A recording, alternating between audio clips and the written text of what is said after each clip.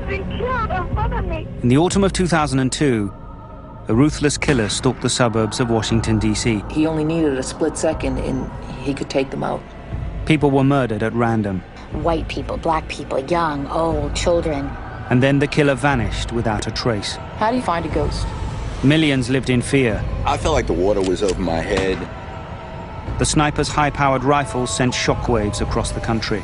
People like this exist in our world. One of the largest manhunts in American history spread from coast to coast. There were many false leads, but eventually the murderer became careless, and the police were able to apprehend a pair of deranged killers.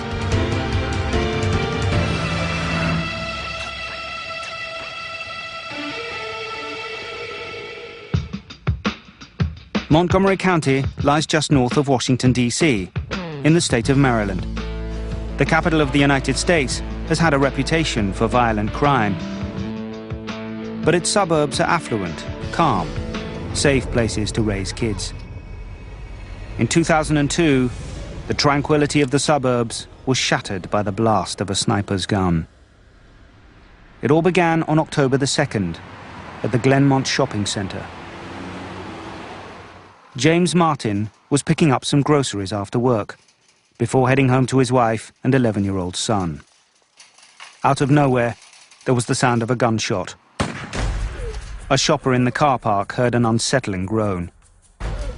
She looked up and saw James collapse on the ground. I'm at Shoppers Food Warehouse on Randolph Road, and a man just fell in the parking lot. There was a loud noise, but we're not sure if he was shot. The frightened caller was hiding behind her car, clutching her 5-year-old child. Is he bleeding?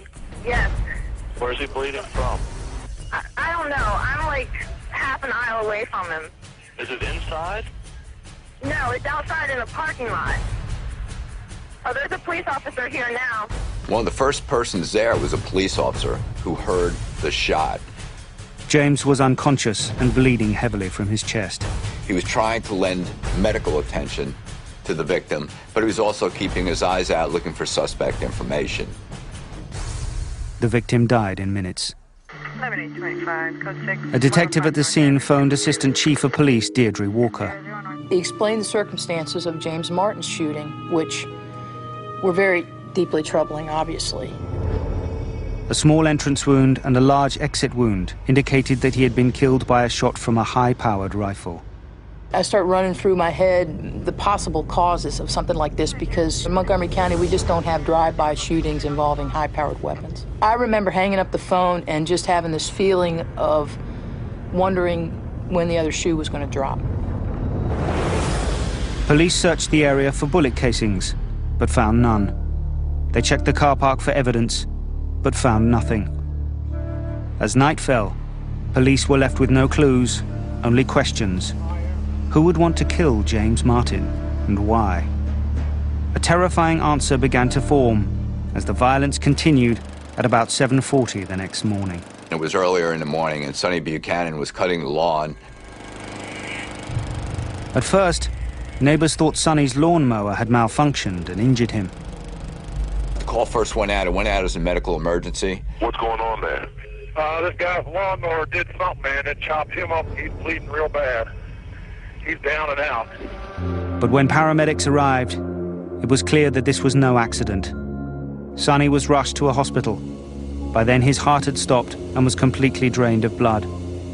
A doctor said he bled more than anyone he had ever seen. Sonny Buchanan was the son of a former Montgomery County police officer, so it kind of hit home. Sonny Buchanan's death was only the beginning of the bloodiest morning in the Montgomery County Police Department's history. At 8:07 a.m., a taxi pulled into a petrol station on Connecticut Avenue, about 8 kilometers away. Caroline Namro was keeping an eye on her toddler as she filled her minivan. Suddenly, she heard the report of a gun. 00 North Mont, apartment 4, open 911 line. She was shocked to see a huge smear of blood across the side of her vehicle. And then, a sight she would never forget. The taxi driver was staggering towards her with a gunshot wound in his chest. Prem Kumar Walekar fell in front of her. What, male? Oh my God. Ma'am, listen to me.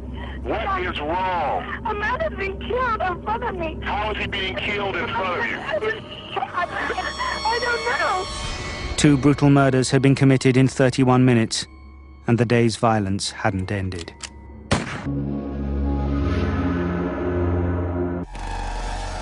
Around breakfast time on October the 3rd, 2002, 2 men were shot dead in the normally peaceful suburbs just north of Washington, D.C.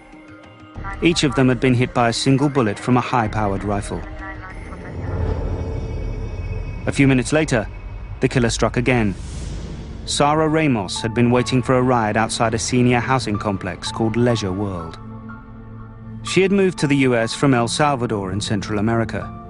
There she'd been a law student, but in the States, she made ends meet by cleaning houses. Fire an ambulance. Yes, I need the ambulance, please. Eyewitness accounts only added to the confusion. A girl just shot herself. She just shot herself.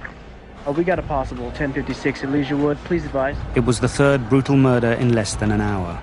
It came out as a possible suicide, and that I knew instantly it wasn't. I don't see a weapon. You don't see the weapon? No. This time, police found the bullet that had shattered Sarah's skull. The .223 caliber bullet entered her forehead, exited through her neck, went through a window, and landed on the floor of the restaurant behind her. Fire an ambulance.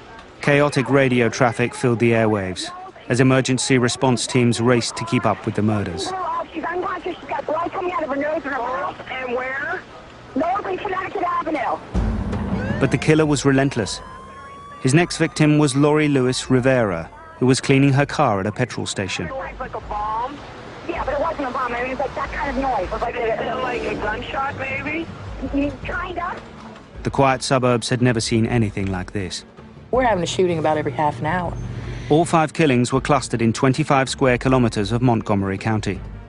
The annual homicide rate had just shot up 30%. There had been another incident about an hour before James Martin was shot while shopping.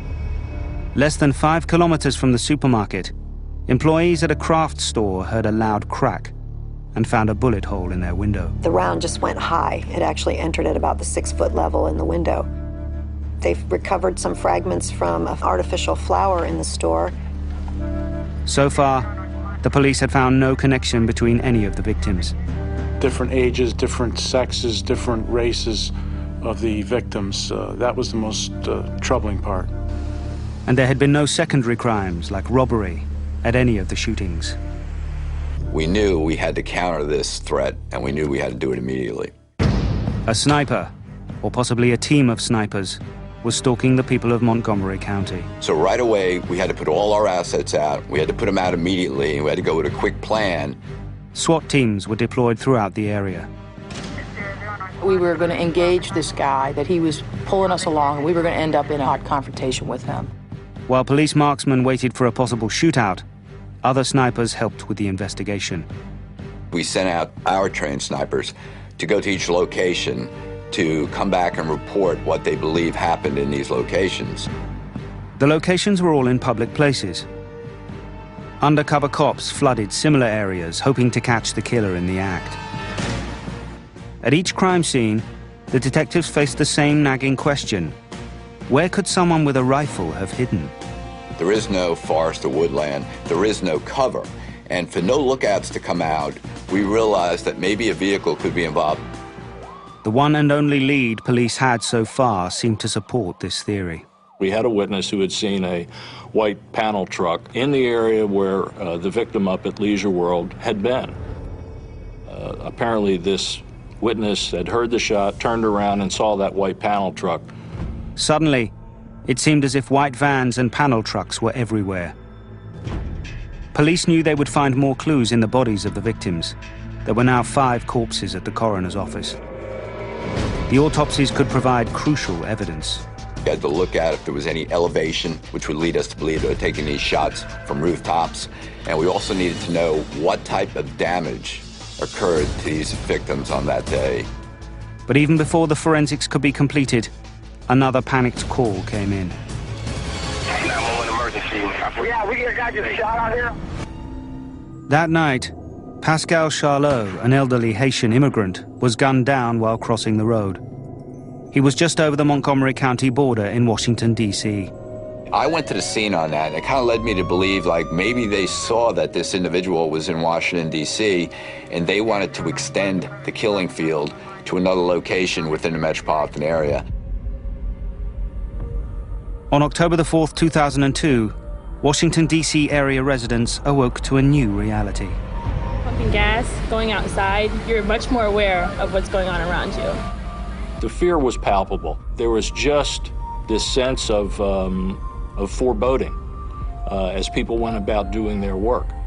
6 innocent people had been gunned down in less than 48 hours.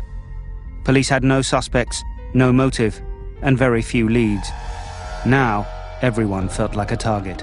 When people went to put gas in their car, they would bob and weave. People walk down the street, they wouldn't walk in a straight line. Montgomery County Police Chief Charles Moose selected his most experienced detective to lead the investigation, Barney Forsyth.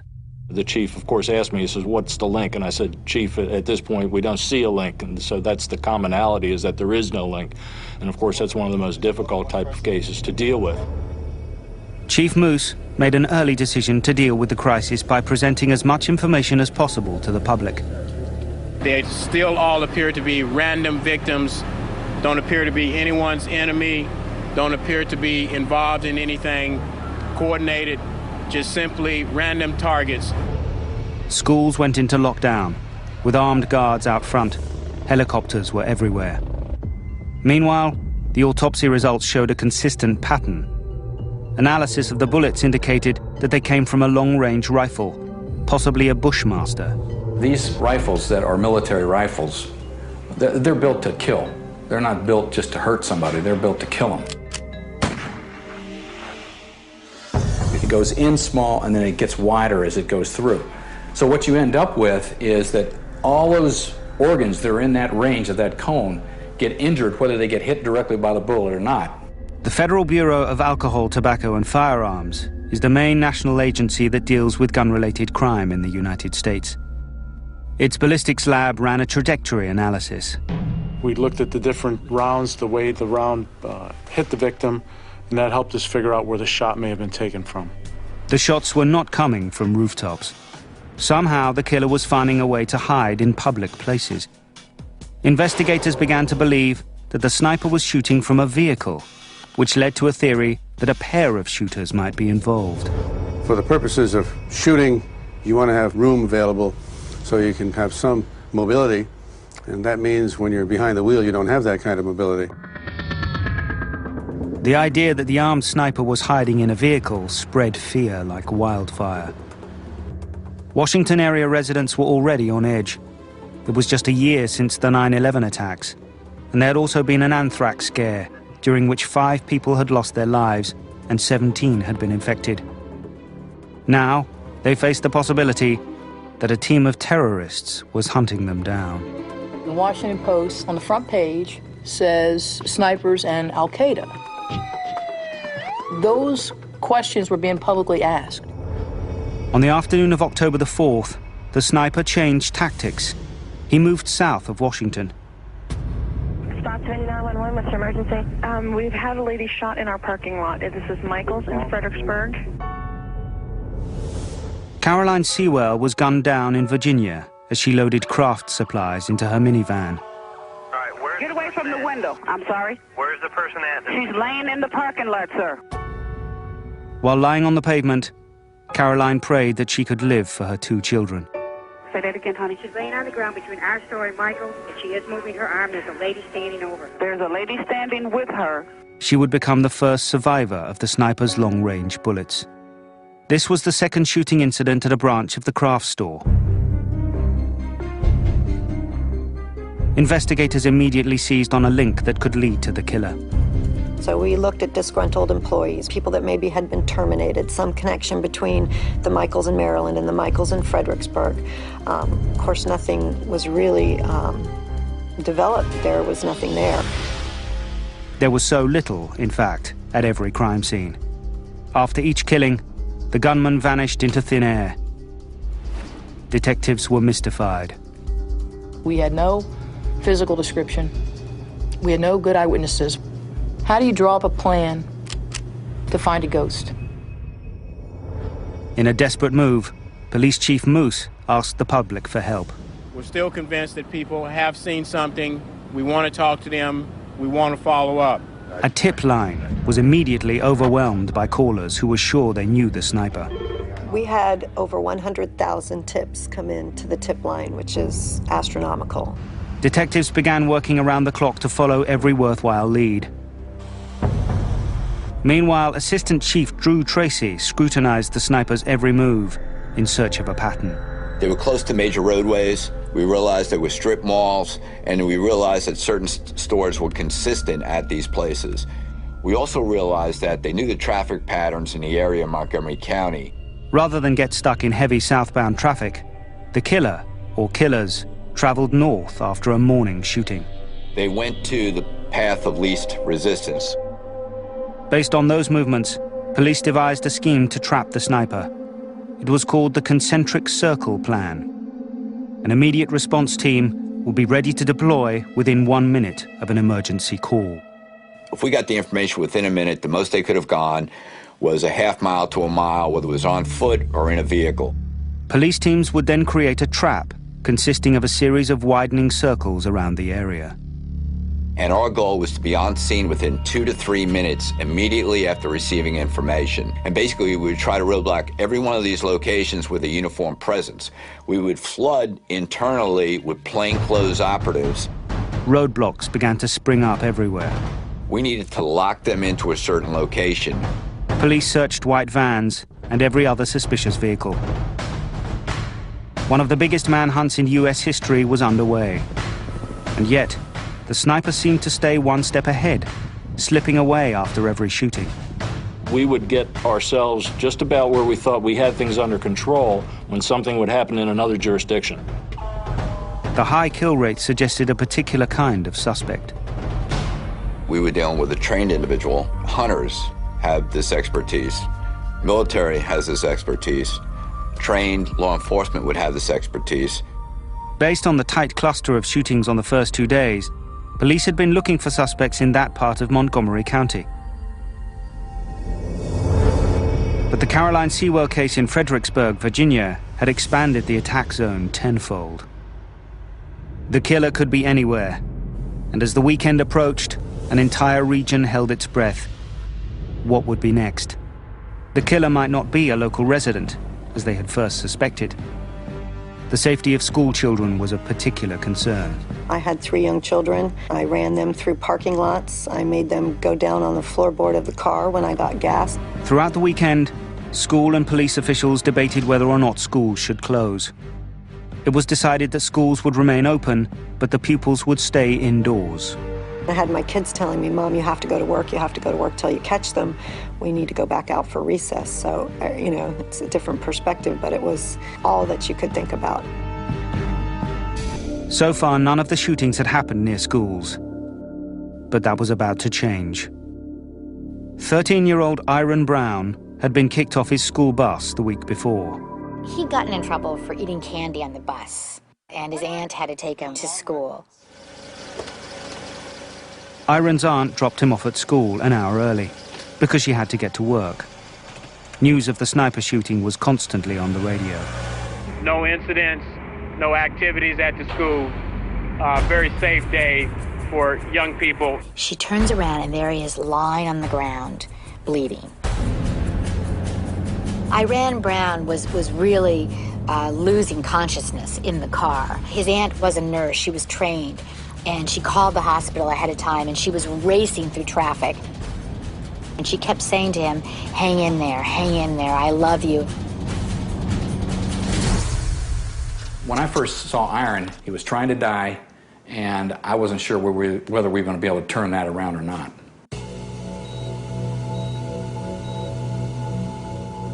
This is our home. This is our community. We took an oath to protect and serve. And these guys come in and make a mockery. Fear. You see the looks of people out here. It's just uncontrolled fear right now. Once that child had been shot in our neighboring county of Prince George's, It was like things had escalated, and as bad as they were, and we didn't think they could get much worse, they did get worse. We truthfully are a bit nervous about just standing still. Like now, I'm standing here with you, and you know, I'm kind of looking around because I'm thinking, really, should I stand here? I mean, I've got a car behind me and a building over behind you, and so there is some protection, if you will, but again, you don't know. Nobody was safe, and I think people had a pretty good grasp of that. I mean, you're supposed to feel safe when you're right in front of school. And somebody gets shot, and you gotta get rushed to the hospital. It's kind of scary. This is just unbelievable. And there's no sense you can put to this. I mean, it's just a random act of violence in the most serene neighborhood you can possibly have. We were pressed more and more. In fact, my own wife started to not believe me, saying, you know, are our kids safe? And I couldn't answer that because I didn't know. Ever since everything started, I haven't been allowed to go anywhere. I've been in my house. They just cancel the games. Wait a second. This is a grown-up softball league. Mm-hmm. You're adults. Mm-hmm. They've canceled that too? Yes. Why? For the safety of us. We talked about wherever you are, whatever you're doing, when you're coming to school, coming off the bus, look around. Look around. And I've been doing that at service stations and all kinds of things, everywhere I go. Parents felt like their children weren't safe, and they weren't. No one knew who would be shot next. No, they generally take the bus right in front of the door, but since the sniper is around, we don't know what's going on. I have to take them to school myself. Well, we have to go on. We can't keep our kids away from their education just because of this. Because we all need fresh air and the shades are down. And I'd go to my friend's house, but really I'm not allowed outside anymore. Hopefully, this craziness stops today. Knowing the full effect of these events on the community he had vowed to protect, the pressure began to mount for Chief Moose. Stepping over the line, shooting a kid. I guess it's getting to be really, really personal now. Many were startled to see the police chief cry, but those close to the investigation understood. The police felt as though they were failing the community, as they were unable to stop this elusive and ruthless killer.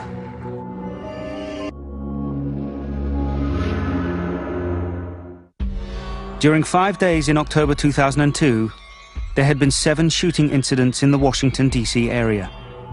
They had all involved a single round from a high-powered rifle. The local police force seemed unable to put a stop to the shooting spree. However, the FBI brought in greater resources to search for the serial killer. A $200,000 reward was offered for information leading to an arrest. Back at the scene of schoolboy Aaron Brown's shooting, investigators undertook a forensic walk, stepping slowly, shoulder to shoulder, through the area.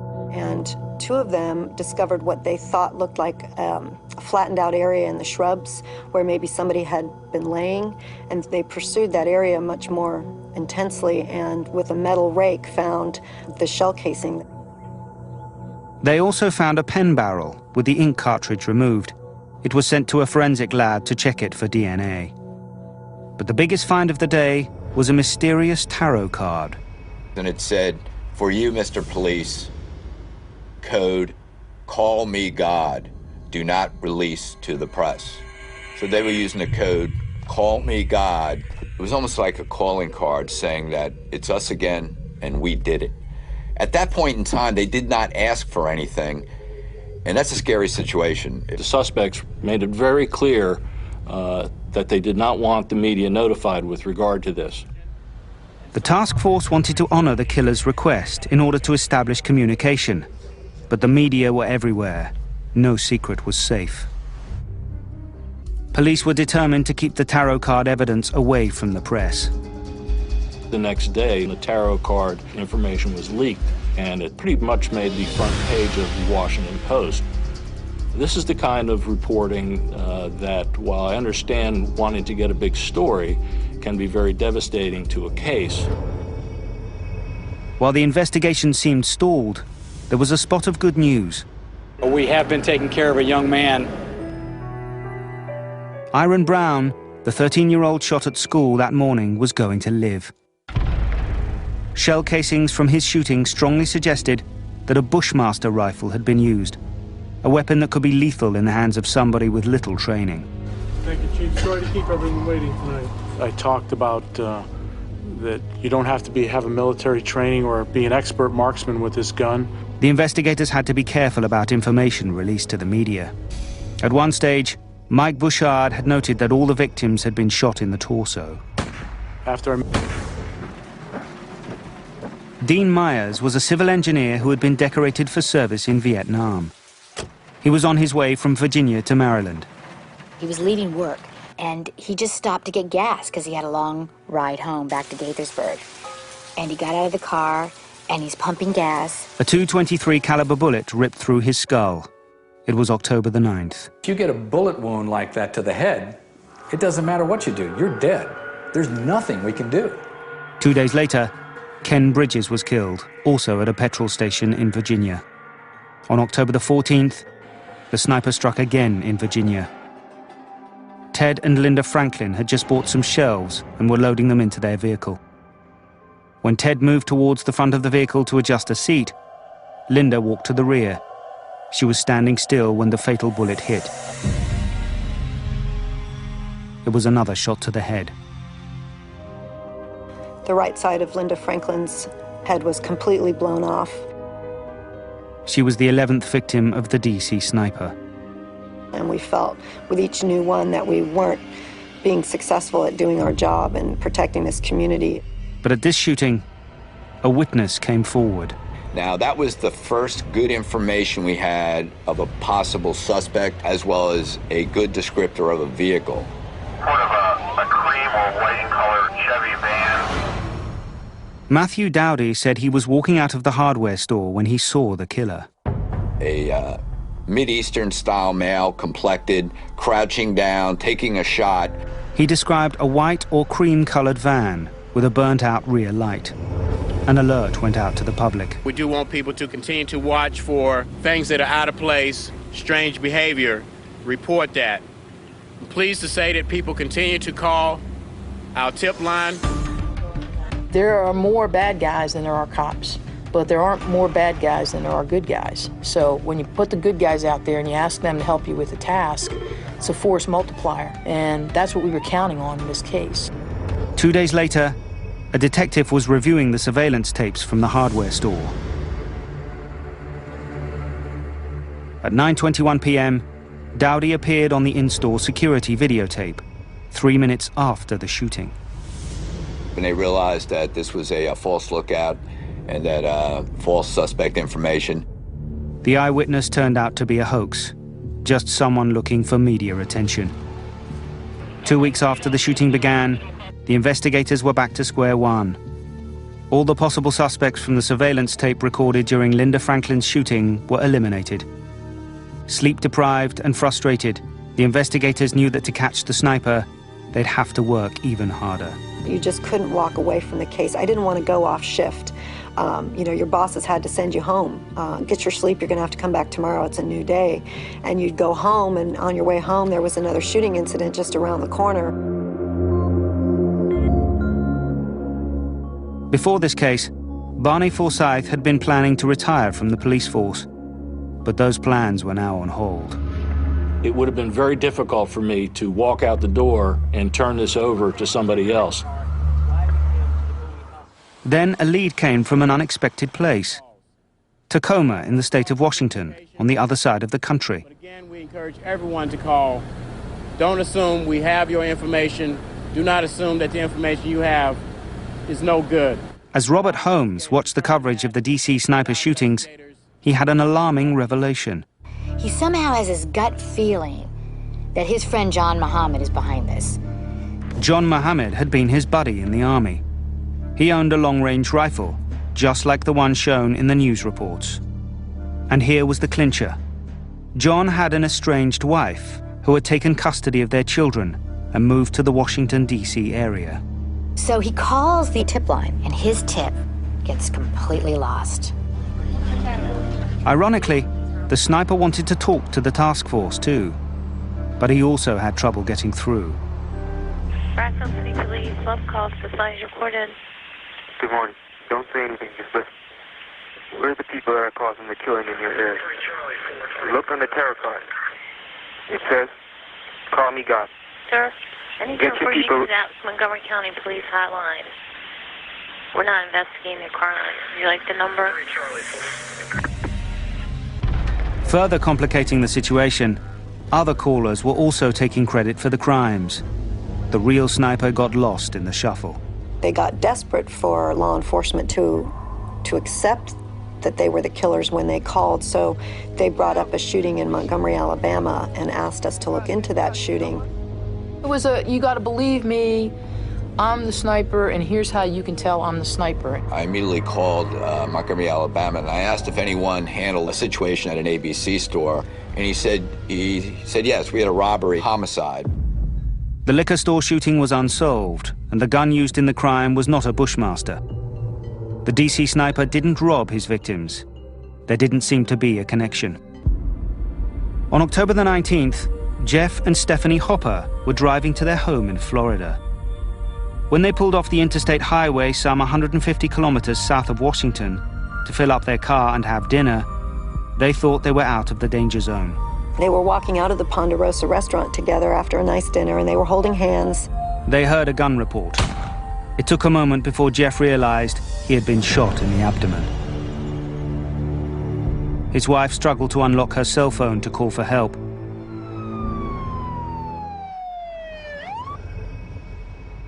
It took 5 operations over 18 days to save Jeff's life. In the woods near the restaurant, an ATF dog found a bullet casing and a note tacked to a tree. The note was tucked inside a Ziploc bag. But the sniper left vital evidence. There was DNA on the Ziploc bag that the note was contained in. It's actually one of the ways in which law enforcement can pick up DNA is with the Ziploc mechanism that draws the DNA from the fingers as you do that. The DNA, however, didn't match anything in the FBI's national database. However, the note was intriguing. For you, Mr. Police, call me God.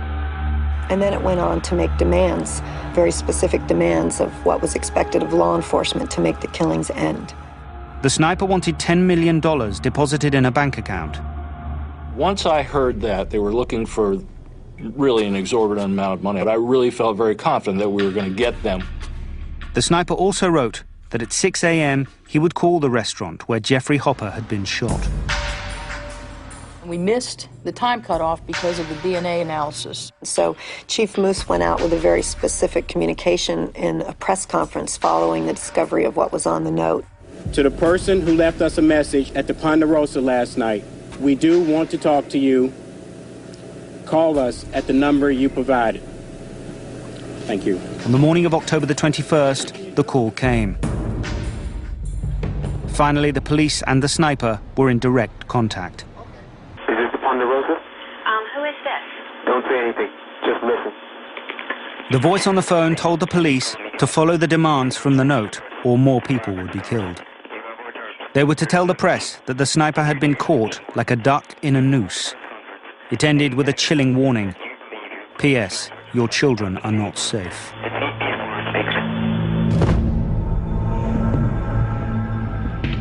The call was tracked to a petrol station. 33 minutes later, 2 men were arrested. One was driving a white panel truck. But these men were simply 2 illegal immigrants near the phone at the wrong time. The task force regrouped and focused on the strange wording in the sniper's last message. You caught the sniper like a duck in a noose. We didn't know what that meant when we first read it. We all looked at each other cross-eyed and didn't know what those words meant. The sniper's note mentioned the Alabama shooting once again. A second call to Montgomery revealed more information. A magazine had been dropped at the crime scene. It had a fingerprint on it, but local officials said they had not processed the print. The magazine was immediately flown to Washington. And lo and behold, the fingerprint matches Lee Boyd Malvo. Lee Boyd Malvo was a 17-year-old from Jamaica. He had been fingerprinted by immigration officials in Bellingham, Washington. So that gave us basically an individual and a face to a fingerprint. Police were convinced that the teenager had an accomplice. If we could just have 24 hours with this information before the media gets a hold of it, that we could catch them. But if this were to leak, they would be in the wind, and probably not surface for a very long time. Just as police felt they were hot on their trail, the snipers struck again. They came back and they hit us once again in the heart of Montgomery County on October 22nd. Conrad Johnson, a bus driver, was the next victim. He was shot and killed as he was at the front steps of his bus, ready to do his route. At the scene, a new message had been tacked to a tree. Your incompetence has cost you another life. The police were determined to turn this incompetence into an arrest. They had a fingerprint, a photograph, and a name: Lee Boyd Malvo. He was born in Jamaica. An immigration report revealed a custody battle between his mother and a man named John Muhammad. Muhammad had helped Malvo and his mother enter the United States illegally from the Caribbean. John Muhammad and Lee Malvo became friends, often passing themselves off as father and son. In Tacoma, FBI agents played the tapes of the sniper for Muhammad's friend, Robert Holmes. Hello? He was a longtime friend of John Muhammad's from the Army. They confided in each other. Who is this? Don't say anything. Just listen. Robert had called the tip line 5 days earlier, but failed to get through. He recognized the voice as Lee Malvo, a kid who hung out with Muhammad. He also gave the agents a possible motive. He knew that John Muhammad was devastated when he lost his children to Mildred.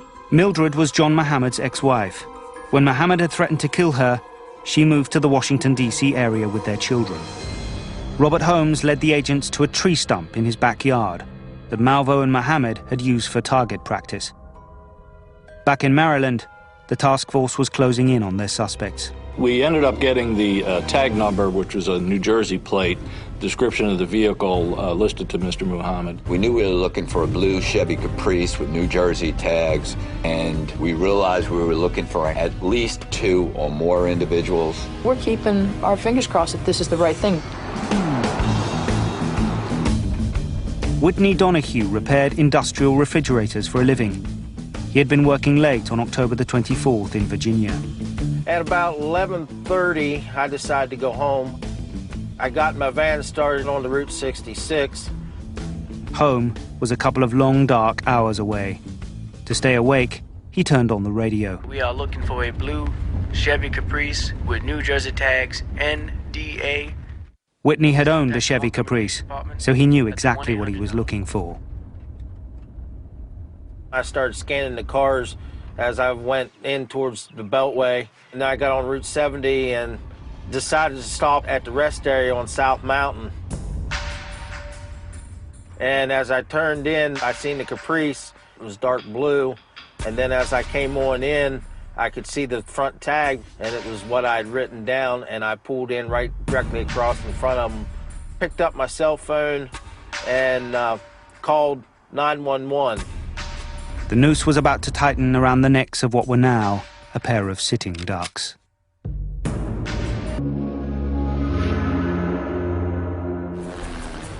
Through good police work, some lucky breaks, and a tip from an observant member of the public, the task force hunting the DC sniper were about to make the arrest. This would end a 21-day reign of terror. Tactical teams prepared for a shootout. These are the same individuals who trained together and worked together for the prior 2.5 to 3 weeks. They planned the takedown, they got in the wood line, and they executed.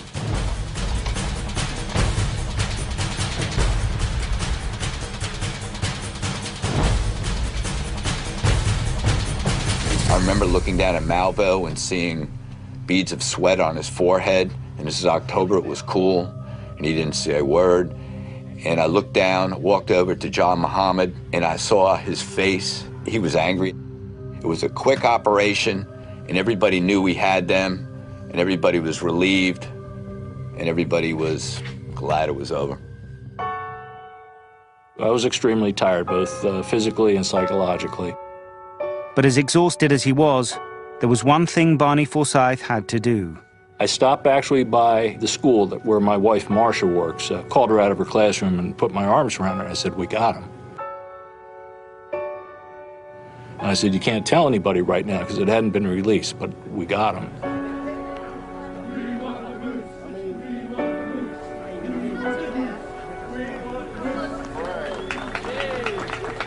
We are gathered to share some information with regards to a sniper situation that has been occurring in the Washington metropolitan area. At approximately 1 o'clock a.m. today, a motorist called 911 to report seeing a 1990 Chevy Caprice. And I was home at the time watching the news, and my kids were there, and they were, jumping up and down. Does this mean we're going to have recess again? We can at least say that there's some family that's going to be together tonight because we've got it done. For several days, Lee Boyd Malvo remained silent. But finally, Detective June Boyle got him to talk. Would you like some juice maybe, or some fruit, or some salad? He was hungry, he wanted a veggie burger, and that started the process. We sent out for a veggie burger, 2 of them in fact, and some water. Once he started eating and talking, everything just flowed pretty well. Malvo told her that he would fast before killing because it improved his aim. He just was bragging about how they had planned to do 5 killings in one day. He said because he knew the police couldn't handle it. He gave details of each killing. In the Franklin shooting, he said he aimed at Ted Franklin first. And Linda Franklin moved to the back of the car. He said it only took him 2 seconds. He locked onto her and shot her. He pointed to his head, laughed about it, said it was a great shot. Malvo began to open up slowly, revealing information about his relationship with John Allen Muhammad. He referred to Muhammad as sometimes his best friend, sometimes his father, but they were very tight. Everything they did together.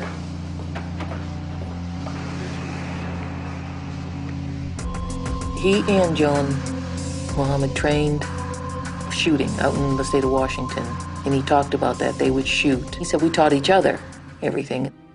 Today, many investigators believe the killing spree was a twisted plot by John Muhammad to kill his ex-wife and get his children back. I think it's very plausible that he intended to kill her and make her one of the random victims. John Muhammad had hatred. He was involved, I think when they finally put it all together at the end, there was between 24 and 26 shootings throughout this nation that were involved by both of these individuals. He taught hatred to Lee Boyd Malvo. In 2004, John Allen Muhammad was sentenced to death by a Virginia court. He is appealing that verdict. 17-year-old Lee Boyd Malvo received a life sentence. 2 years later, a Maryland court sentenced each of them to 6 consecutive life terms.